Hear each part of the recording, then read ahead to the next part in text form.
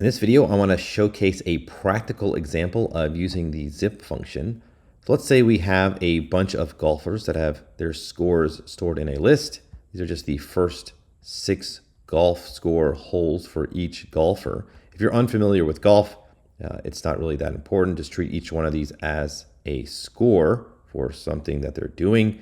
What I want to do is find the lowest score at each position. So at the first position, at the second position, at the third position, and so forth. What is that lowest score? So you can see here from 5, 4, and 6, it is 4. From 7, 8, and 5, it is 5, and so forth. Okay.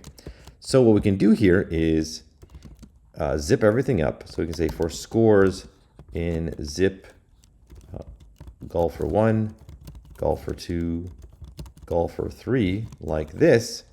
And then all I want to do is find the minimum of these scores and print them out. Now, I could create a list to save this. So I can just say lowest dot append min scores, and then have the lowest list like that. So that's what I was really looking for. Now there is an easier way here, or a more effective way of doing this, and this is with a list comprehension.